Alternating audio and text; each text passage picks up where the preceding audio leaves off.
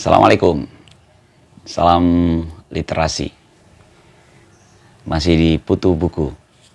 Kesempatan kali ini saya ingin cerita buku karya Aan Mansur, Cinta yang Marah. Sebuah buku kumpulan puisi yang terdiri dari 21 judul, tapi sebenarnya dalam satu rangkaian. Jadi bisa dibilang ini satu judul puisi panjang, tapi dibagi dalam 21 bagian gitu ya. Cinta yang Marah ini, kalau teman-teman pembaca Aan Mansur dan pernah membaca buku sebelumnya yaitu Melihat Api Bekerja, sebenarnya ada seperti keberlanjutannya. Jadi ini bagaimana Aan Mansur berinteraksi dengan kota, dan bagaimana kita sebagai penghuni di satu kota, mendiami satu kota dengan segala keriuhannya gitu, interaksinya ya. Dan buku ini dikemas dengan cara yang apik ya. Jadi kalau kita lihat di tengah-tengahnya ada seperti clipping berita-berita di seputaran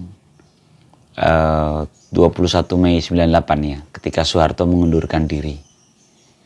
Jadi Cinta yang Marah ini seperti mewakili masa itu ya. Sebenarnya kalau kita mau lebih ini lagi, buku-buku lain dari Aan Mansur masih ada juga yang Tidak Ada New York Hari Ini. Ini juga sama kan, masih tentang pergumulan antara manusia dengan kota yang didiaminya. Kesempatan ini saya tidak akan, namanya buku kumpulan puisi, maka saya akan membacakan. Tentu tidak seluruh puisi ini karena cukup panjang. Ini 21 judul ya. Jadi saya akan bacakan sampai hanya beberapa puisinya. Cinta yang Marah. Jika kau terpaksa berpisah dengan aku dan kau menanggalkan janji dan meninggalkan aku, mungkin dengan orang lain kau menikah dan ke satu kota jauh kau pindah mengikuti suami kau yang bekerja di sana. Sungguh, seluruh sisa usia yang aku punya sungguh-sungguh habis hanya demi menyatakan mimpi masa kecil aku, pemain biola, perancang busana, dan penulis obituari. Ketiganya selalu kau sebut lelucon yang tidak mampu membuat satu orang pun di dunia tertawa, termasuk diri kau. Meski tiap kali usai mengatakan itu kau sakit perut tertawa.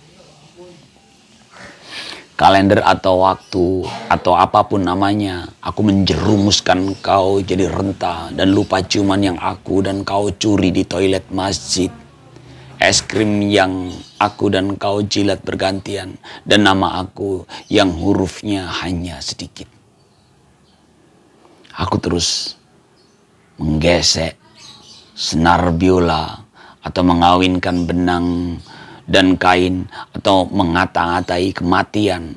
Dan karena itu seluruh kau masih jelas, bahkan huruf terakhir yang kau sebut kali pertama menjanjikan kesetiaan. Suatu kala kelak kau tidak akan pernah tahu pakaian yang kau kenakan dijemput maut pernah membuat jemari aku tertusuk mata jarum berkali-kali saat menjahitnya. Suara biola yang mengantarkan mayat kau ke pemakaman. Tangis aku.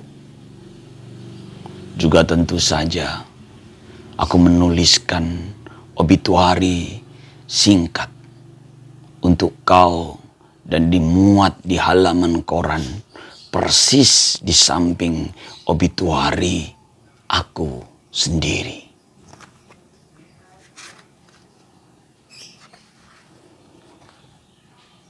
Dua. Karena adegan di perpustakaan kampus siang itu saat aku tidak punya uang untuk merayakan ulang tahun kau, harus menjadi kenangan aku dan kau saja. Aku membangun perpustakaan berisi musik yang berisik, huruf-huruf yang lepas, dan anak-anak kecil yang menggemaskan bersama orang tua mereka yang mencemaskan. Saat istirahat 2 jam lagi, di ruang baca itu tinggal rak-rak mirip mulut dengan gigi-gigi yang terlalu banyak tanggal. Kursi-kursi lapar seperti hendak melahap meja di hadapan mereka. Ada 2 pustakawan tua tidur mendengkur. Sebelum duduk, kau dan aku sibuk menumpuk Lolita, Anna, Karenina, Romeo dan Juliet, Laila Majnun, Jane Eyre, dan sejumlah nama tebal berdebu lainnya di atas meja di sudut ruangan di dekat jendela yang rabun. Ketika sengaja aku mencium pucuk hidung kau agak lama. Bukan mata kau, agar kau bisa melihatnya. Namun mata kau tetap saja terpejam. Anehnya, mata aku ikut terpejam. Mungkin lebih dalam melihat mata kau tidak mampu tidak terpejam. Saat bangun dari ciuman, aku melirik berharap para penyair yang terkubur di dalam sajak-sajak mereka sendiri bangkit dan mengucapkan selamat ulang tahun kepada kau. Aku melirik rok kau berharap sesuatu yang lain. Saat istirahat sudah dekat, kita melangkah keluar sambil geli, membayangkan rak-rak tersenyum memperlihatkan gigi mereka yang hilang. Meja-meja serta kursi-kursi serempak berdiri, membungkuk malu-malu dan memberi hormat kepada aku dan kau. Sebelum lolos dari pintu, aku dan kau memamerkan beberapa buku puisi yang, karena kasihan, aku dan kau ambil dari rak kepada 2 pustakawan tua yang belum juga bangun dari mimpi mereka.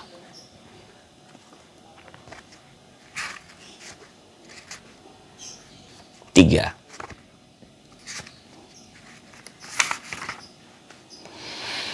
Suatu hari kelak, sebelum salah satu di antara aku dan kau tersangkut maut, pada hari ulang tahun kau, ketika tidak ada pekerjaan kantor yang melarang kau cuti, aku akan mengajak kau menjadi tua renta. Kemudian mengajak kau kembali menjadi anak-anak. Aku akan mengajak kau menginap semalam di salah satu panti jompo, tempat orang-orang yang punya anak-anak terlalu sibuk mengejar diri sendiri dan melupakan yang lain. Tempat orang-orang merasa dekat sekali dengan makam. Tempat orang-orang susah payah mengingat bagaimana caranya tersenyum. Di sana, aku dan kau akan membaca sajak-sajak cinta kepada mereka. Dengan begitu, aku dan kau bisa membayangkan bagaimana kelak kalau aku dan kau tua. Bagaimana rasanya berjalan-jalan di tepi jurang maut. Besoknya, aku akan membuat sepasang layang-layang. Aku akan mengajak kau ke padang lapang. Jika aku susah menemukan padang, aku dan kau akan memanjat ke atap gedung yang menyerupai tanah lapang, di mana seseorang entah siapa sering memarkir pesawat. Di sana, aku dan kau akan bermain layang-layang hingga puas. Mungkin aku dan kau sepasang tubuh dewasa yang tidak lagi memiliki jiwa anak-anak. Siapa tahu, layang-layang menerbangkan aku dan kau kembali ke masa kecil. Ketika senja masih bening, ketika pohon-pohon masih hijau, ketika cinta belum terlalu rumit dipahami.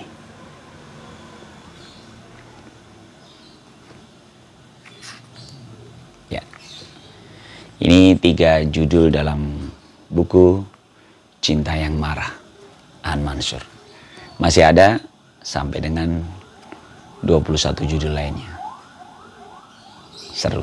Buku yang indah dan saya masih menikmatinya setelah menyelesaikan baca dan berulang-ulang